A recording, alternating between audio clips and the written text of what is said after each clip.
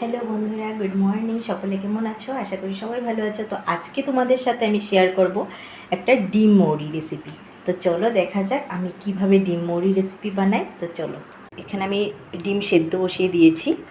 তো ডিমগুলো সেদ্ধ হয়ে গেছে, তো আমি গ্যাসটা অফ করে দিলাম। ডিমের জন্য এখানে নিয়েছি আমি নারকেল কোড়া, কাঁচা লঙ্কা, টমেটো, মৌরি আর নিয়েছি অল্পটুকু পেঁয়াজ। তো এখন ডিমগুলোকে আমি ছুলে নেব। তো ডিমগুলো আমি ছুলে নিয়েছি, ছুলে একটু একটা কাঁটা চামচের সাহায্য আমি সেটাকে ফুটো ফুটো করে নিয়েছি।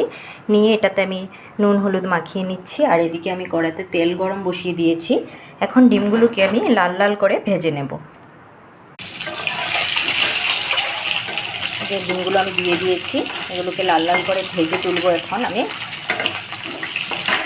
সেই ফাঁকে আমি একটা খালি কড়ার মধ্যে গরম মশলাগুলোকে ভেজে নিচ্ছি। অল্পটুকু গরম মশলাই লাগবে, বেশিটুকু লাগবে না, সেই জন্য আমি অল্পটুকুই নিয়েছি। এখানে নিয়েছি দারচিনি, লং, এলাচ আর একটু শাহি জিরা। এখানে আবার আমি মৌরি ভেজে নিচ্ছি। দেখো এদিকে আমার গরম মশলাটাও ভাজা হয়ে গেছে অল্পটুকু। তো এদিকে আমি আমার মৌরি ভাজা হয়ে গেছে। তো এখন এটাতে আমি টমেটো, কাঁচা লঙ্কা আর হাফ পেঁয়াজ আমি একটু তেলের মধ্যে ভেজে নেব। এর মধ্যে আমি পেঁয়াজ, টমেটো, কাঁচা লঙ্কা সেগুলিকে দিয়ে ভেজে দিচ্ছি এবং মৌরিগুলোকে আমি হালকা গুঁড়ো করে নেব।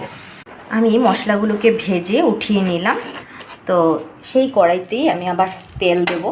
এখন আমি এই মশলাগুলোকে একসাথে পেস্ট করব। নারকেল কুড়া, টমেটো, কাঁচা লঙ্কা, পেঁয়াজ এগুলোকে ভেজে উঠিয়ে মিক্সিতে নিয়ে নিয়েছি। এগুলোকে এখন পেস্ট করব। তো দেখো আমার পেস্টটা রেডি হয়ে গেছে। পেঁয়াজ কিছুটা রেখে দিয়েছিলাম, সেটা আমি এখানে দিয়ে দিলাম। এখন আমি সেটাতে কিছু গুঁড়ো মশলা অ্যাড করব। যেরকম সেটার মধ্যে আমি অ্যাড করব এবারে দিয়ে সেটাতে আমি এই মশলাটার মৌরি গুঁড়ো অ্যাড করেছি। তার মধ্যে আছে জিরে, কাঁচা লঙ্কা, ধনা, পেঁয়াজ, নুন, টমেটো, লঙ্কার গুঁড়ো এগুলো অ্যাড করেছি। মশলাগুলো আর মশলাটা কষানো হতে হতে আমি এটাতে অ্যাড অ্যাড করব। স্কিপ হয়ে গেছিল, ভালো করে কষিয়ে তারপরে আমি মশলাটা ভালো করে ডিমগুলোকে কষাবো। কষিয়ে তারপরে মশলা থেকে জলগুলো ছেড়ে দিচ্ছে। সেই সুযোগে আমি সেটাকে ভালো মতন আবার কষানো প্রায় হয়ে এসেছে।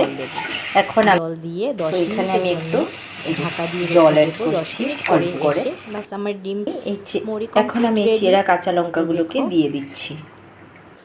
10 মিনিটের জন্য রেখে দিয়ে 10 মিনিট পরে আবার ফিরে আসব। দেখো আমার ডিম মৌরি রেডি হয়ে গেছে, এবার সার্ভ করার পালা। তো দেখো আমার রেসিপিটি রেডি।